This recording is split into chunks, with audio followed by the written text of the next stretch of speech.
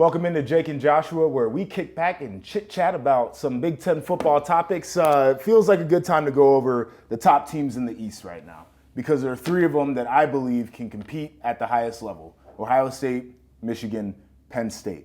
And now we're getting into that part of the schedule where these teams are going to be playing one another. So go through, talk about each one of them, see what we like, see maybe where the challenges are for them. Start with Ohio State. We both love what this offense is doing. What else do you like about this team? I would say, even just to stay on the offense briefly, a good team deals with adversity and they overcome it, right? In Ohio State, you went into the season, you said Jackson Smith and Jigba. I thought he'd win the Blitnikoff Award, right? Travion Henderson was a preseason All-American. Down. They haven't missed a beat, and they're still the best offense in the country. That's phenomenal. The ceiling was, and we also talked about this, was set by the defense. And I thought it was specifically the physicality, right? Sure. We're in the Big Ten. You know, that Ohio State-Michigan game at the end of the year, that's end of November. It's going to be rough weather. You're not going to be able to rely 100% on 50 passes a game. Right. And you're going to need to play a physical brand of football. And bringing in Jim Knowles, it's night and day from what you saw in their big games last year. That front seven is much more physical. It is. And I think offensively, too, the physicality has shown up in their ability to run the football now with multiple backs, because that was a question about this team. Can you get the tough yards on the ground when you need them? They have responded with the answer, yes. And then just to touch defensively real quick, both you and I at the beginning of the season were a little weary about how long it might take for this defense to come up to par. And we said that it didn't necessarily need to be an elite defense for Ohio State to compete, but it did need to take some major strides. And I think up to this point, you can check that box for this Ohio State team. Now, of course, all these teams have different challenges. What do you think is the biggest thing that Ohio State still needs to prove in your mind right now? There's not much, I'll be honest with you. But, you know, the understanding who Jim Knowles is as a defensive coordinator, it's aggressive. Yep. And sometimes when you're aggressive, you can be vulnerable. Now, guys lose. To this point, though, they haven't left themselves vulnerable to a point where it is concerning, but they're going to face better teams down the stretch of the schedule, too. So as long as they keep doing what they're doing, they've checked a lot of boxes to this point. Yeah, I think I'm with you. I think defensively, when they face a team that has a good quarterback that can really stretch the field, an offensive line that can protect it, I'm basically talking about a Michigan-type team, or even a Maryland. Penn State, a Maryland, like teams that have weapons that can challenge you. I think that's where we're going to learn the most about how much this defense has really come along, because you're right. They do cut guys loose sometimes, and it's built into their system to be able to do that, but definitely give you some trepidation as you watch the games. Now we'll flip it to your alma mater in Michigan, and it seems like this is a team that's really picked up where they left off from last year. Ton of questions coming in, quarterback controversy, competition, whatever you'd like to call it, coming into the season. You had a defense that was replacing so many great players from a year ago. What have you liked so far about this team?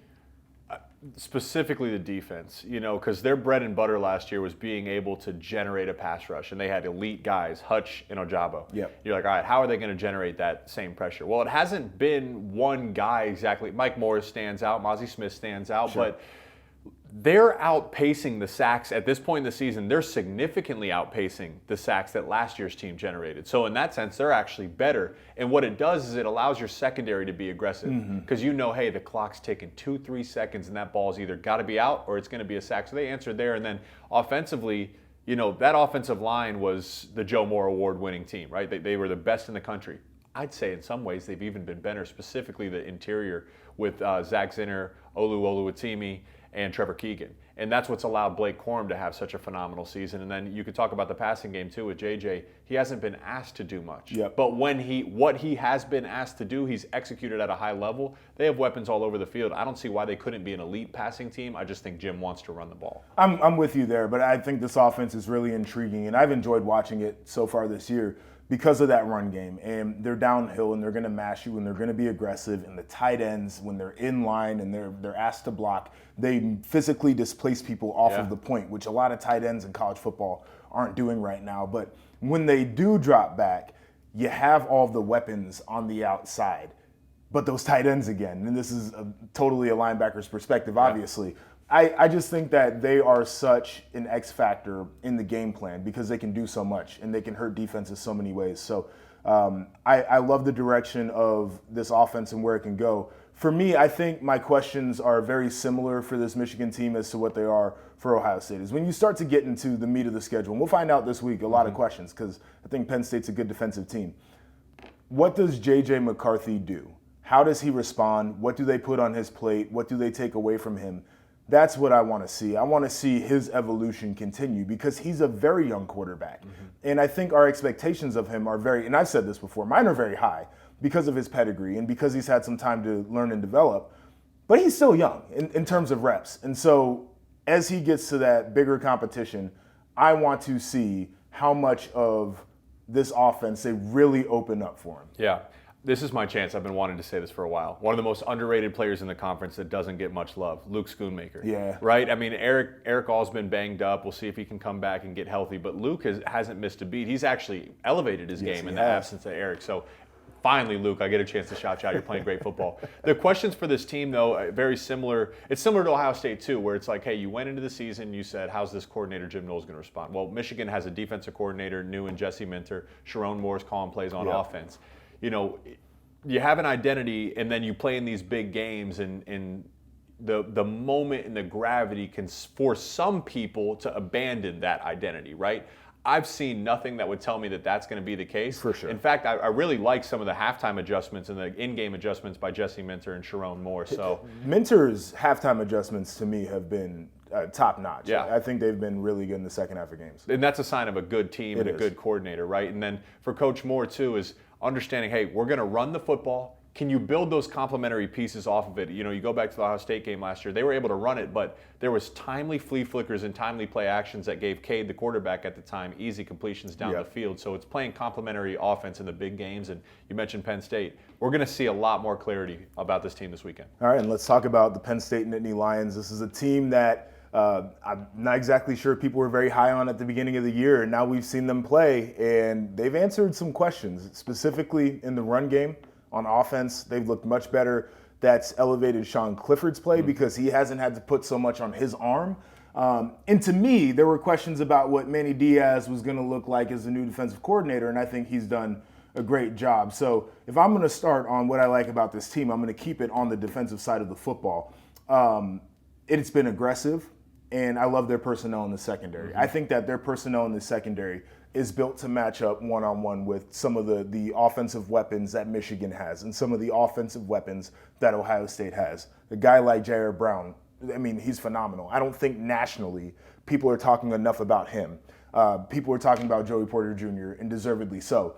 But those players in the aggressive type of scheme that they're in, to me, are difference makers. So as much as their offense has improved, I think that their defense, playing the way that it is right now, stands out to me. You mentioned the secondary. A couple of those guys are towards the top in the entire country in terms of pass breakups, right? So they've been tested and they've answered those tests. That's phenomenal. You know, PJ Mustipher coming back and being healthy in the middle. This is going to be a huge matchup for him. I think the context of this game helps answer this question. We just talked about Michigan's interior offensive line, and we talk about PJ Mustipher. These are going to be phenomenal tests for both sides. Whoever answers it is going to take that next step forward. You know, they have been able to establish a run game. They have been able to keep Sean Clifford clean. That's been their recipe for success. When those two things have happened, Penn State's been one of the best teams in the country.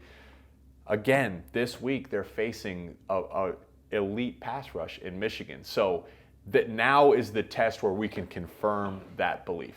Yeah, and I think my biggest questions and where I need more confirmation is exactly what you said is you look at the offense for Penn State. I think they have made strides. Can you run it on Michigan's defensive front? Yeah. Like that's a real defensive front. Like can you generate the push up front? Can those young backs go out there and make the plays that we've seen them make in these last handful of games? If not, Sean Clifford, are you able to muster up some of those heroic moments that we have seen in the past, a la that final drive against Purdue, where you basically got to go down and you got to throw it around the yard and you got to make the right reads under pressure and hit the guy in stride accurately? And we've seen that. We've also seen moments where he struggled a little bit in doing the same thing. That's the biggest question because, to me, this team for Penn State will go as far as they can be balanced on offense. I'll put it like that. So we could talk about this game specifically because the questions will be answered one way or another this week. And it starts with the ability to run the ball. And why that matters is you have to win first and second down to get it into third and manageable, or even better, avoid third down altogether, right? If you're in third and long situations consistently in this game, Michigan's going to tee up that pass rush.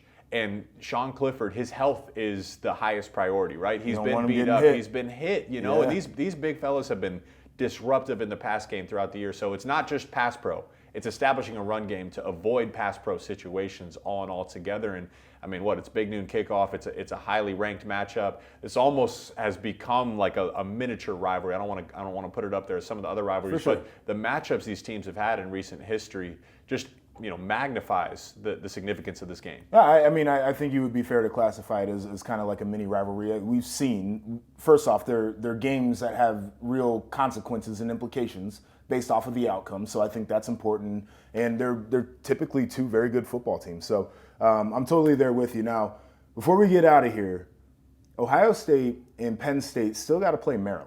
Mm-hmm. And we saw what Maryland did to make things tricky against Michigan. Yeah. That's a team that, even though they lost this past week to Purdue, we cannot sleep on the Terps. I think Purdue's a lot better. And this also helps Penn State, to go back to it. That win, initially it's like, I don't know how good it is. Okay, actually it's better than what we think. Yeah. And then it's the same thing for Maryland. No one's going to feel good seeing Maryland. No one's going to go into that week like, all right, we got they have a lot of weapons, and they do a lot of things really well offensively and can beat you in a number of ways that it's going to scare you. Yeah, and they've gotten better on defense too. And they've not an elite defense, but much better than it's been. So, Loxley's done a phenomenal job of recruiting and developing. They can win out. Yeah. They could win a significant portions of those games. There's no reason they can't. That's the thing that you kind of look at. It's like, on paper, Penn State, Ohio State, they're supposed to beat Maryland, but those are going to be tricky matchups that you cannot overlook. And I think Mike Loxley's biggest thing has been, when his team stays out of its own way, yes, they can be successful. And I know he's working with his guys, trying to pound that mentality into them, because that's been the difference in a lot of these games, is just don't make the simple mistake and they're good to go. It's a good football team. We talked about Ohio State's weapons. Would you put Maryland, you put Maryland's weapons up? You put them it. up there, right? You'd have to measure it. You couldn't knock it off to the side right away. You would have to say Maryland has multiple receivers, a tight end that's showing up, and two backs and an offensive line and a quarterback. And you like the quarterback, and that's the most important part of this equation. All right, Jake Butt, this is always a ton of fun. Let's do it again next week.